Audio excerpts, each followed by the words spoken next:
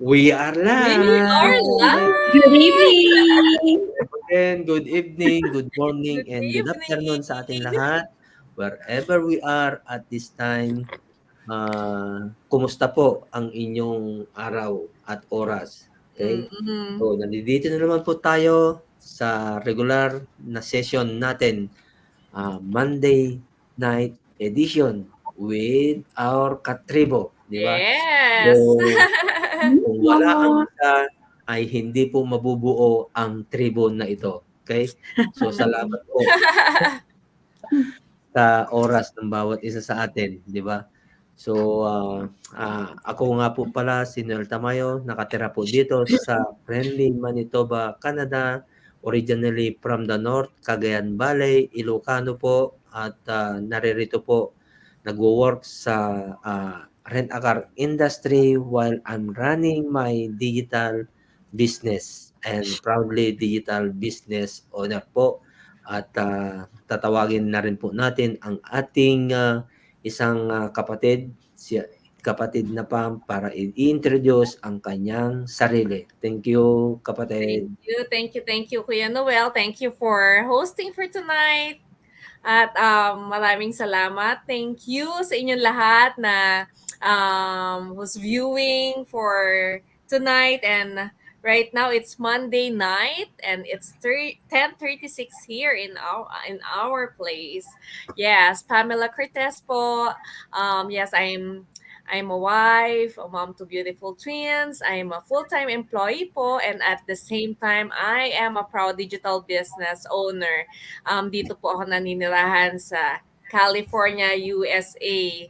So, maraming salamat po muli sa pag-join nyo sa amin dito sa aming Monday edition. At we are so blessed na makasama namin kayo. Yes, Ate Jo, it's your turn. Yes.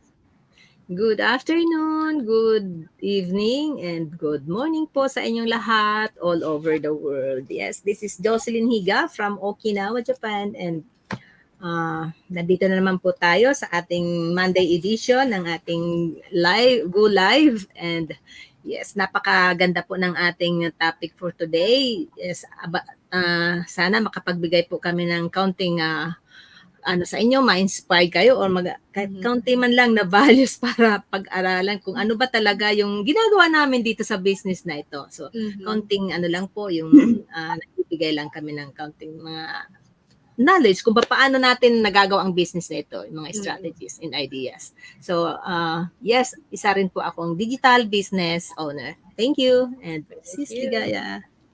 Tama po. Maraming salamat. Thank you so much for hosting tonight, Kuya. Good evening po and good afternoon or good morning naman sa dako ng Asia. Kami po yung nandito ulit para i-inspire kayo at para i-educate kayo kung paano ba talaga palakarin itong digital business na ito. My name is Ligaya Kim po, originally from Arayat, Pampanga, Philippines. Maya pabengi po kaya kayo ngan, Maya Payaldo. Greetings to everybody.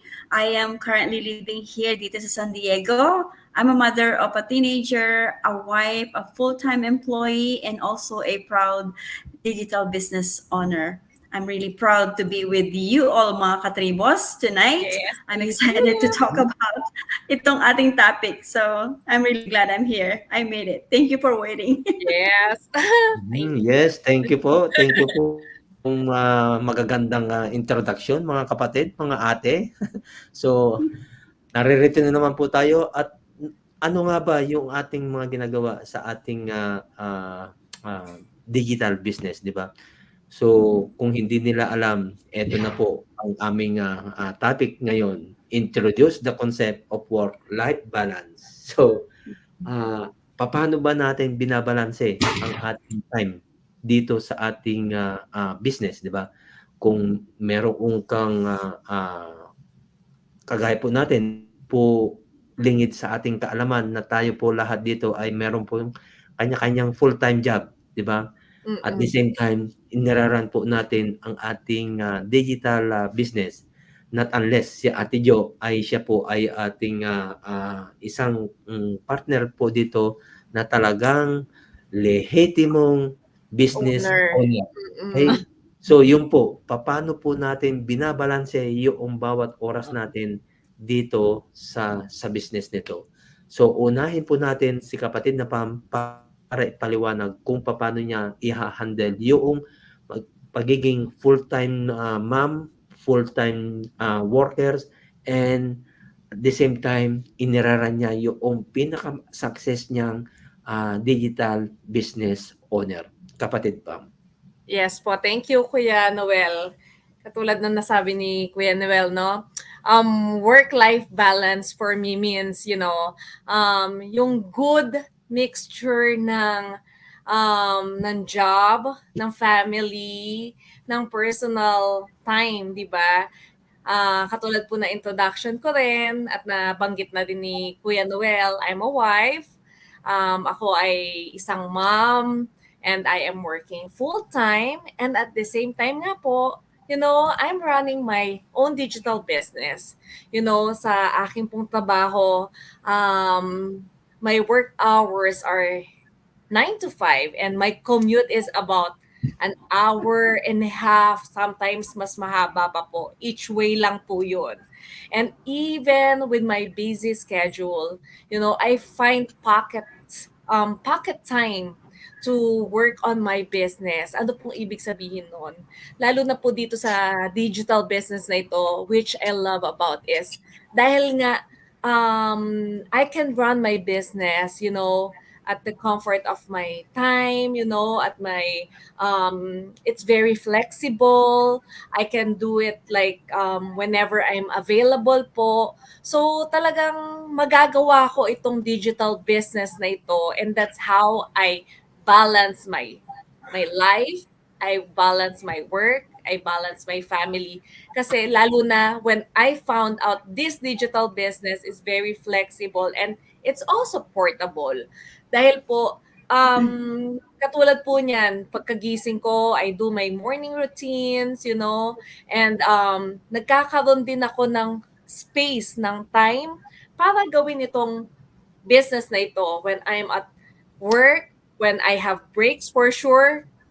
Tayong mga namamasukan, we have breaks, we have lunchtime, we have like sometimes 15 minutes break, 5 minutes break, diba? So that's where I sing it, my business po. That's where I answer inquiries, I reply, I track my business. So ganun ko binabalanse ang trabaho ko, ang negosyo ko, and sa pag-uwi naman, pagiging mommy, pagiging asawa.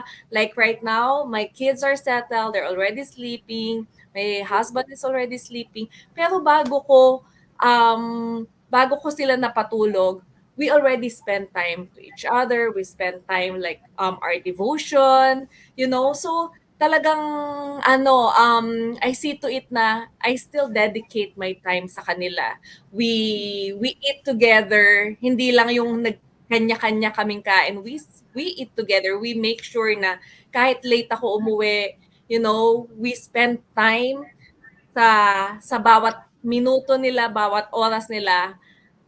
They were able to give me their homeworks. They were able to present ko ano yung mga yung mga nila, yung mga gagawin nila sa school. So that's how I balance my time. And for me, that's a work-life balance, which is nakakatuwa kasi even na napaka-busy ko, I'm still involved sa buhay nila, sa asawa ko, sa trabaho ko, and sa ngayon na pinagkakakitaan ko, which I praise God kasi hindi lang isa yung source of income ko, naging doble pa, 'di ba? Because of this digital business. And I remember growing up then, dahil nga meron kami sa family traditional business, hindi ko makakalimutan na ang papa ko, he is also working full-time, and at the same time, he is also managing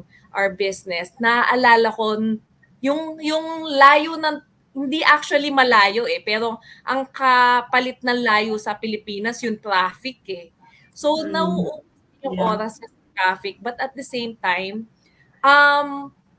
natutulungan niya yung mami ko sa negosyo.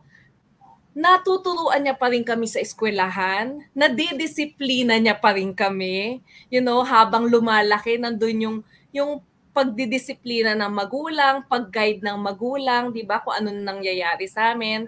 Kahit na sa aming magkakapatid, 5 kami, pero yung tutok ng magulang na kahit gaano ka pa ka-busy, yung yung commitment mo bilang magulang, yung commitment mo bilang asawa, at and during that time, yung lumalaki kami dahil naging pastor na rin yung papa ko. So, marami rin siyang naging it's really a virus responsibility sa kanya. So, naiisip ko na talagang kailangan, napaka-importante sa tao na ma-handle natin yung oras natin. We have to prioritize. We have to take care of our time. We should know how to handle the time talaga. So the time management is very important talaga. So I'm just thankful that the Lord gave me this kind of responsibility na kahit na lagi kong sinasabi na busy ako, miski dito sa bahay, 'di ba? For sure yung mga full-time mom or full-time stay-at-home mom, madalas natin silang naririnig na kahit nasa bahay sila, sobrang busy sila na para silang namamasukan din. Which is very true. Kasi talagang hindi natatapos din ang trabaho sa bahay. And, kaya they know how to manage their time too. At nakakatuwa kasi for me, being a full-time employee din, full-time mom, and at the same time running my digital business, I am so proud na I'm able to handle this kind of responsibility na dapat talaga i-prioritize natin lahat ng mga gagawin natin. Pero you have to, lagi ko sinasabi, lalo na yung naging digital business owner ako, I have to be kind din sa sarili ko. Hindi ko kailangan tapusin lahat. Hindi ko kailangan na maging perfect. Hindi ko kailangan na, na okay, you're sacrificing yourself na pati yung health mo ay magde-deteriorate naman. No, I have to be kind sa sarili ko. Kung hindi kaya, you have to pause, you have to take a break, you have to relax. Kasi kung hindi mo naman gagawin din yun, hindi ka magiging effective, 'di ba? Yeah. Hindi mo din gagawa ng tama yung trabaho mo, hindi ka rin magkakaroon ng magandang relationship sa mga anak mo or sa asawa mo or sa mga taong nakapaligid sa iyo. So that's how I manage my time po talaga. Work-life balance is very important. Knowing when to focus on work and knowing when to focus on your family or your business, yun yung napakaganda kasi kahit na sobrang busy, you know how to prioritize your time talaga. So yun po ang take ko about this work-life balance. Mhm. Thank Ang you ganda po. yung explanation ni Ate Pam tungkol sa ating work-life balance. So, 'di ba? Kaya't paano po natin babalansehin, paano natin mapapatakbo ang isang bagay na wala tayong konsepto sa ating buhay, 'di ba? Yung paano natin balansahin ang bawat aspeto ng ating buhay. Kung marami tayong ginagawa na gusto mong gawin lahat yun, kailangan talaga yung meron kang time management, di ba? So, hindi porket gawin mo ito, gawin mo yan, kailangan matapos to, kailangan matapos yun. Hindi po kailangan dito yung napakaganda, yung kagaya po yung sinabi ng kapatid na Pam na hindi porket gagawin mo lahat ay kailangan perpekto, di ba?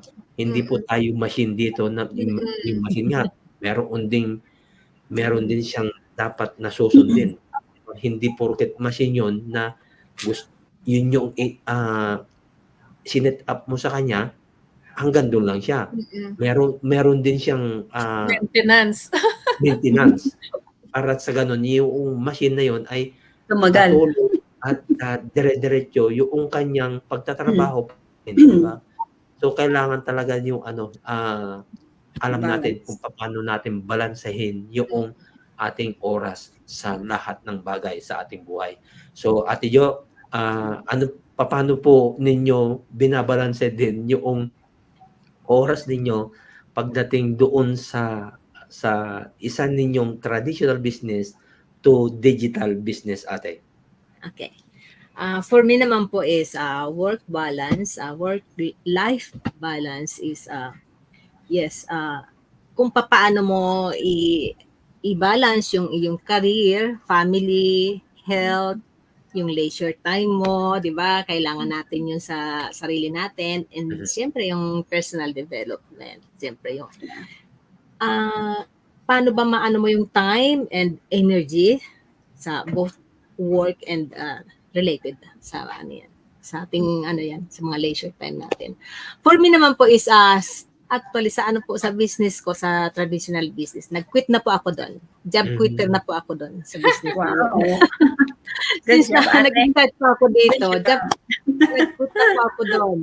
Kasi hindi ko po kaya Kasi unang-una sa lahat, kung tayo pong mga mom, hindi na po ako bata, hindi na siguro mom at grandmom na ako ngayon. Grandmother na. So, kailangan nakafocus na ako sa magiging mga daughter and ngayon pa lang.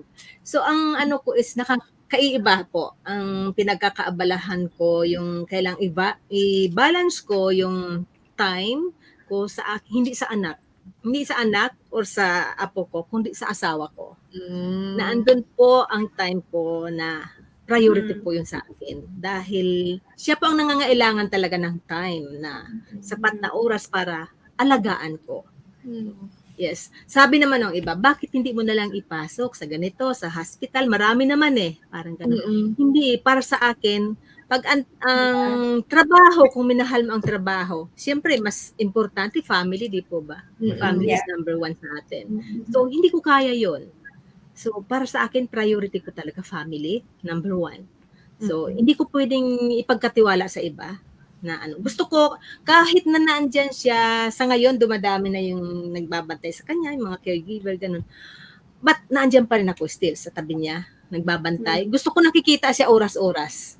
Ganun ako. Habang ginagawa ko yung sa morning pagkagising, yung gawaing bahay, yung siyempre as a mother, ganun, ng family, yung full time ka talaga sa family mo, di ba? Sa bahay, yung mga household, grabe. Yung trabaho natin. Hindi natatapos. Busy talaga. Pag sa umaga, alin ang unahin mo. So, kailangan yun, di ba? Kailangan consistently. Gagawin mo yun. Ma-motivate mo yung sarili mo na pagkagising mo, ito ang gagawin ko. Kailangan meron ka nang dyan ito, morning.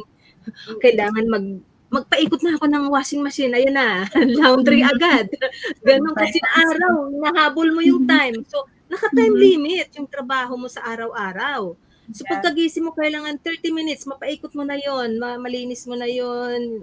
Inuuna natin, syempre, yung bathroom natin, yung mga ganon, kailangan malinis na yon bago ka palang makakapag-coffee. Okay? Yun ang susunod mo, coffee time yon. So, di ba, naibabalance mo na doon.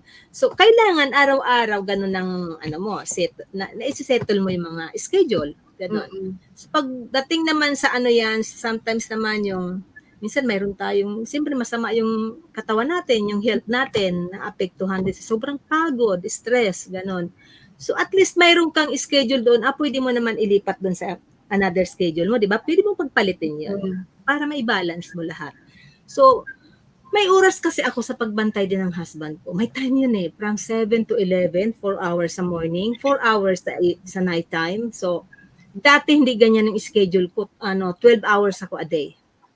Wow. Schedule ko yan sa kanya. Minsan napupunta ako sa night shift. Nandun ako pang night shift ako. Ang grabe. Talagang sirang-sira yung schedule ko talaga. Ang hirap i-balance dati. Since last year, August yata, doon ko pa lang yata na-start yung, ang ganda na ng i-balance ko na talaga siya. At sometimes may time na ako doon sa, sa restaurant na pupuntahan ko minsan. Pag mayroon akong schedule dito na, yung time na yan, pwede ko naman dalhin doon, pwede kong tulungan sila. Minsan kasi inaano ko rin sila yung kulang sila sa, siyempre, minsan kailangan ko pang parang para ako nagme-mentor pa rin doon sa anak ko. Yung humihingi din siya ng advice minsan sa akin. Paano ba tumama yung ganito? Siyempre, ako yung matagal na doon. Alam ko lahat yung katulad sa mga menu, kung anong dapat palitan, ano ko pa rin yun.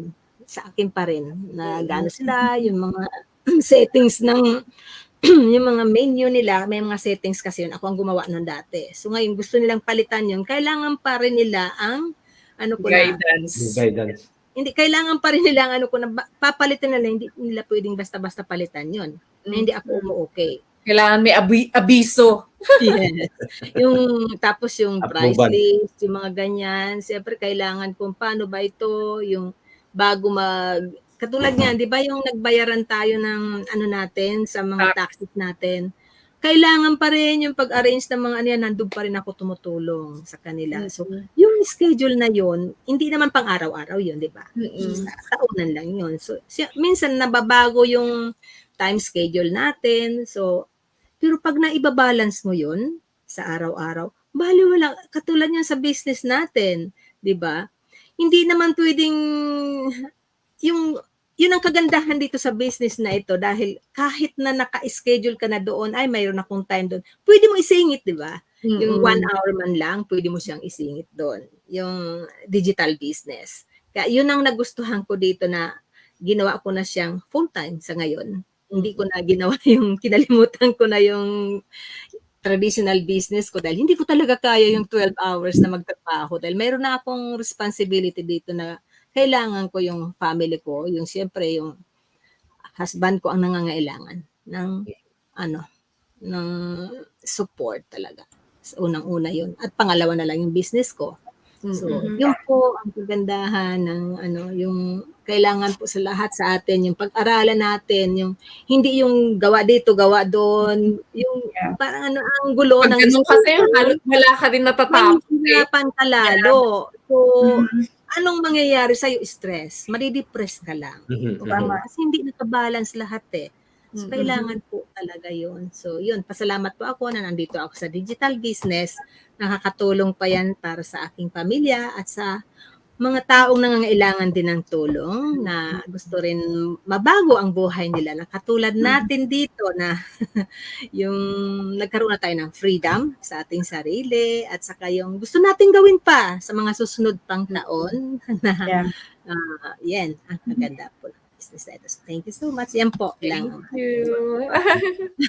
Galing talaga, no? Ang galing talaga nung business na to dahil kahit saan ka magpunta, ano man ang ginagawa mo, Yes. Tama. magagawa mo pa rin. Kasi nga, meron tayong yung time management sa ating mga sarili. Paano kung wala kang time management? Hindi mo Kahit na magagawa. isang trabaho mo, kung wala kang time management sa sarili mo, walang mangyayari sa'yo, di ba? Kaya kailangan talaga, anuman ang ginagawa mo, anuman ang estado mo sa buhay, talagang meron kang kailangan ilaan na time management sa iyong sarili. Kagaya na nga lang po ako po ay isang driver sa isang rent a car. Paano ko po masasagot or maisisingit yung aking business kung wala po akong time management, di po ba? Yes. Kaya kailangan po talaga yung napakatinding ibalabalanse mo yung oras mo para sa isang bagay or para sa lahat ng bagay na kailangan mo or kung gusto mong ma-achieve sa iyong buhay, di ba? So kailangan talaga napakahalaga yung time management sa ating lahat. So Ate Ligaya, please. Thank you, Kuya. Maraming salamat po. This is the most challenging question na sasagutin ko kasi time management takes discipline po. Kasi especially kapag, you have a routine. Dati po akong may routine pero I learned to be flexible because of the changes sa sitwasyon sa buhay natin na hindi natin maiiwasan. So I'm really glad I found this business na it's flexible. You can do it whenever you are available. It's not necessarily na kailangan mong kagaya sa 9 to 5 job, you have to be specifically be on time dun sa 9 to 5 job. So because even though my son is already 17 years old, kailangan ko pa rin siyang ihatid sa school, kailangan ko pa rin siyang ihatid sa trabaho, at may mga activities din siya na mga sa sports niya kailangan ihatid. So I know hindi na ako nagpapalit ng diaper, but I'm his Uber. So full-time mom, full-time worker, at the same time a wife, and also a mother of a teenager. And then sometimes I have my personal kailangan asikasuhin. But I'm really glad na itong trabahong ito, whenever may open availabilities kagaya ng sinabi mo, Pam, sa break natin sa work, I can open yung mga inquiries na dapat sagutin, or mag-post ng something na kailangan para maipagpatuloy yung pag-present ng business na ito. So it's a friendly business talaga na makikipag-cooperate siya sa iyo, and I'm really glad for that. Kasi in the morning, of course, sabi nga sa Matthew 6:33, seek ye first the kingdom of God and his righteousness, and all these things shall be added unto you. If I will not seek God first, my whole entire day is going to be chaos. So I'm really glad I found, and God, introduced that verse to me personally, para at least in line, even though hindi siya yung specific na time frame na inilagay ko sa aking, checklist, kahit na naiiba yung time, but at least I'm accomplishing something na, na I feel fulfilled. Hindi ako nape-pressure na kailangan ko itong tapusin. Kasi before, I was the kind of person who's like, when I plan it, I want to do it, or else I'll be stressed. But I learned my lesson na if it's not going to be done right now, there is always something tomorrow. Yes. So, hindi siya yung sapilitan na yung sa work time balance natin, we have to make sure, kagaya ng sabi ni Ate Jo, na our health is the most important thing, and then our family, because our health is wealth. What are we gonna do with the money that we earn kung tayo naman hindi healthy? And then what are we gonna do with the money that we earn kung ang family naman natin ay napapabayaan natin? So work balance is very important na even though we desire to earn money, yung income talagang darating siya, pero it is more fulfilling if, our health, our family, and also the people around us are healthy and we're happy.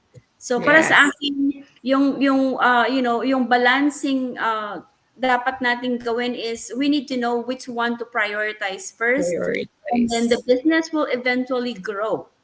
Talagang papasok na lang talaga siya. So yun ang sa akin personally, and I'm still growing. Especially sa paglipat namin sa bahay, there's a lot of changes because of the time. Yung pag-travel ko, kagaya mo, Pam, that I travel like on the way to work 1 hour na, and then pauwi sa bahay another 1 hour. Pero once I establish myself into that situation, I know everything will fall through into the proper place. So, and I thank God for this business kasi hindi siya yung namimilit. Kumbaga, siya yung nakiki-work sa atin. No pressure. For everyone din na nakikinig, na akala ninyo wala kayong time, basta ang mindset lang natin, meron tayong goal na gustong ma-reach, we will do everything. And then, magpapalo na lang ang lahat para, para sa ating ikauunlad. So, may pag-asa po. Yes. Invite them, ate, sa ating webinar for tomorrow. Yes, tomorrow po meron tayong free or complimentary webinar po para yung malaman ninyo kung ano talaga ang overview nitong business na ito. It's really great po kasi matututo kayo, marami kayong wisdom na makukuha. 90 minutes lang siya na kailangan yung i-invest. It's libre. Wala pong mawawala sa inyo. From 5 p.m. po PST, 8 p.m. EST, o di kaya kung saan man po kayo naroroon, please i-google na lang po ninyo yung inyong mga oras, and then or reach out po sa amin, kay Kuya Noel, kay Pam, sa akin, kay Ate Jo. Please reach out to us and we'll be able to kung hindi kayo makakapanood nung live, we can always send you the replay. So please reach out lang po. para malaman ninyo kung ano talaga ang maibibigay sa inyo nitong business na ito. Siguradong may benefit kayong malalaman. Thank you. Tama po. Kung meron po kayong decide na gawin sa inyong buhay, umpisahan niyo na kasi Yes. ang full late.